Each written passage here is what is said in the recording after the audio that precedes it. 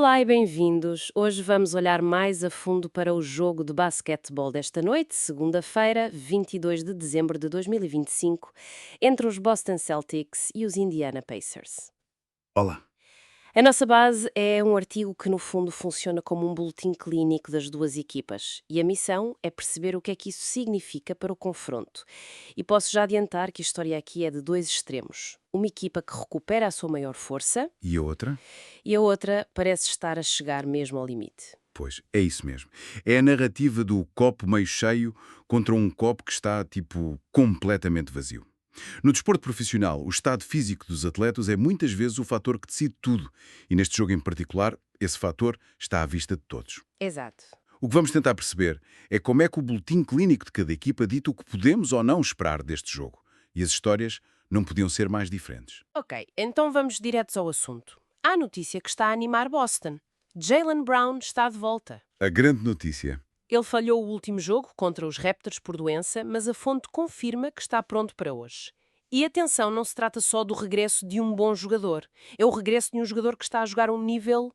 Ah, Estratosférico é a palavra certa, sem dúvida. Os números dele nos últimos jogos são de um calibre de MVP mesmo. Nos últimos 10 jogos, o artigo aponta para médias de 32,4 pontos, 7,2 ressaltos e 6,5 assistências. é um domínio avassalador. Em todas as áreas do ataque. E sabes o que é que me impressiona mais? Não são só os 32 pontos, que já é um número de elite, Uhum. são as 6,5 assistências. Para um jogador que não é o base principal, isto mostra uma evolução incrível na capacidade dele de criar jogo. Ele não está só a marcar, ele está a orquestrar. E esse é o verdadeiro ponto. Quer dizer, não estamos a falar de um jogador que está só numa fase quente. O artigo sublinha que o Brown está a ter a melhor temporada da carreira. As médias dele são de 29,3, 6,3 ressaltos e 5 assistências. Ou seja, é consistente. Exato. O que isto nos mostra não é só um marcador em boa forma, é uma mudança tática nos Celtics. Com o Brown a assumir este nível, a equipa já não depende de um base tradicional. Ele tornou-se tipo o motor e o cérebro do ataque. O ataque passa todo por ele, de uma forma que não víamos antes. Ele não é só a ponta da lança. É o próprio Ariete, precisamente, e falo com uma eficiência incrível. O artigo fala em 50% de acerto de campo e 36,5% de 3 pontos. Para um jogador com este volume, manter esta eficácia é o que separa os grandes das superestrelas. Sem dúvida. Portanto, o regresso dele não é só um alívio, é a reativação do coração do sistema ofensivo de Boston. É o melhor jogador da equipa a voltar, no meio do melhor ano da carreira. É fascinante. E olha, falando em gestão, há um pequeno detalhe sobre os Celtics que achei muito curioso antes de passarmos para outro lado, onde os problemas são bem maiores. Ok, O jogador Jordan Walsh. Ele também esteve doente e continua em dúvida. A parte interessante é a justificação do treinador, o Joe Mazzulla. Vou ler a citação. O Jordan estava doente hoje, ele não deveria jogar, mas nós insistimos para que jogasse e queríamos ver o que ele nos podia dar. Ele deu-nos o que pôde. Obviamente não estava no seu melhor e por isso seguimos outra direção na segunda parte. uau, essa citação é ouro puro. Não é? A expressão "nós insistimos para que jogasse" ou "we pushed him to" é incrivelmente reveladora da mentalidade de um balneário da NBA. Por um lado, mostra uma cultura de exigência máxima, de testar os limites, de ver quem tem fibra para contribuir mesmo sem estar a 100%. Mas não há aí um risco, tipo de criar uma cultura um bocado tóxica, de um jogador sentir que não pode dizer que está doente com medo de parecer fraco? Essa é a grande questão. Claro que sim. É uma linha muito, muito ténue. O risco existe. No entanto, o que me parece mais importante é a segunda parte da decisão. Eles tiraram-no ao intervalo. Certo. Isso mostra que não foi uma aposta cega. Foi uma gestão calculada em duas fases. Primeiro o teste à resiliência Uhum. e depois o reconhecimento do limite e a proteção do atleta. Eles viram o que ele podia dar, perceberam que não era muito e protegeram-no. É um equilíbrio delicado. Um equilíbrio que, imagino, os Pacers adorariam ter o luxo de poder considerar. Ah, sem dúvida. A situação em Indiana é o oposto disto, não é? Se os Celtics gerem uma pequena doença, os Pacers gerem um hospital de campanha. É uma descrição bastante precisa, sim. A lista de lesões dos Pacers não é só longa, é devastadora para a estrutura da equipa.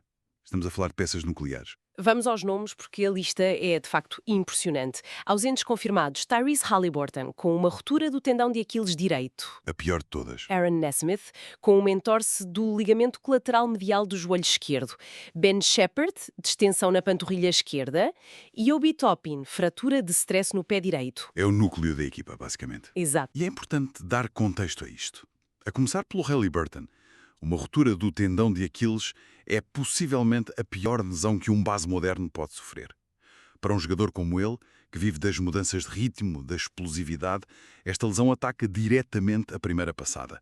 Aquela fração de segundo que o separa dos outros. A questão é se ele consegue recuperar essa explosividade que o definia. Exatamente. E para além do desafio físico, há o desafio mental. É um processo de recuperação muito longo e muito duro. Vemos a ausência na estatística, mas esquecemos disso. Pois. E o problema é que o impacto não se fica por aqui. Perder o Haliburton é um golpe tremendo. Mas as outras lesões, o efeito é multiplicativo. Perder o Aaron Nesmith tira-lhes o melhor defensor de perímetro. E quem é que seria o jogador ideal para tentar parar um Jaylen Brown em forma? Era ele. Claro. Sem o Obi Toppin, perdem pontos em transição, perdem atletismo. Cada ausência torna a equipa mais fraca, mais previsível e mais fácil de defender. O sistema deles basicamente colapsou. E como se este cenário já não fosse mal o suficiente, a fonte ainda acrescenta mais um nome à lista de preocupações. Sim, o TJ McConnell, o base suplente, também está em dúvida com dores no joelho. Se ele também não jogar, os Pacers ficam sem os seus dois principais criadores de jogo. Quer dizer, ficam dizimados na posição mais importante do basquetebol moderno. É uma crise de lesões no pior momento possível. A jogar fora de casa contra uma das melhores equipas da conferência. É o pior cenário. Ok, então, com este cenário de fundo, vamos olhar para os números que enquadram o jogo. De um lado, os Celtics, à procura da terceira vitória seguida, com o registro de 18-11. Estão numa trajetória ascendente. Venceram 7 dos últimos 10. Exato. E do outro lado, os Indiana Pacers. O registro deles diz tudo, 6 vitórias e 22 derrotas. Estão no fundo da tabela. E com estas lesões, a perspectiva não melhora. O momento de forma das equipas é um espelho do seu estado de saúde. E há outro fator que a fonte destaca e que parece ser tipo o prego no caixão para as aspirações dos Pacers esta noite, o local do jogo. Ah, sim. Os Celtics em casa são muito sólidos, 9 vitórias e 5 derrotas. Sentem-se confortáveis. Já os Pacers, bem, fora de casa há história de terror. Absolutamente. Têm apenas uma vitória e 12 derrotas a jogar como visitantes. Eles simplesmente não conseguem competir longe de Indiana, mesmo quando estavam saudáveis. E agora, neste estado? Agora a tarefa parece quase impossível. Se juntarmos todas as peças que as fontes nos dão, o quadro é de um desequilíbrio profundo. O nosso objetivo nunca é prever resultados, mas sim analisar o contexto. E a análise mostra que dificilmente poderia haver um fosso maior entre estas duas equipas. Sem dúvida. Os números dos registros são, na verdade, um sintoma. A causa da disparidade é a saúde. De um lado temos uns Celtics a aproximar-se da força máxima, com a sua estrela a regressar em grande forma, a jogar em casa e com confiança. Do outro, uma equipa dos Pacers dizimada por lesões graves, com a moral em baixo e com um histórico terrível fora de casa. A análise aponta para um confronto entre uma equipa no seu auge e outra em modo de pura sobrevivência. Perfeito. Então, para fechar, vamos resumir os pontos-chave. Primeiro, o regresso decisivo de Jaylen Brown para os Celtics, um jogador a viver a melhor fase da carreira. Sem dúvida. Segundo, o cenário desolador dos Pacers, rumo à lista de lesões que atinge o coração da equipa. E terceiro, o contraste gritante nos registros, especialmente a força dos Celtics em casa contra a fragilidade dos Pacers fora. E isso leva-nos de volta àquela questão que levantaste, que eu acho que é a reflexão mais interessante que podemos tirar disto tudo.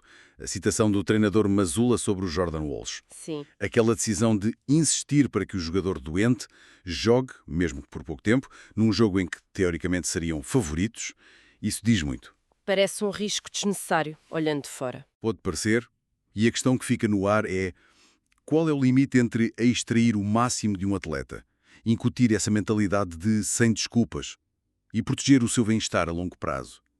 Até que ponto a filosofia de dar sempre tudo é levada ao extremo, mesmo quando, do ponto de vista estratégico, pode não ser preciso?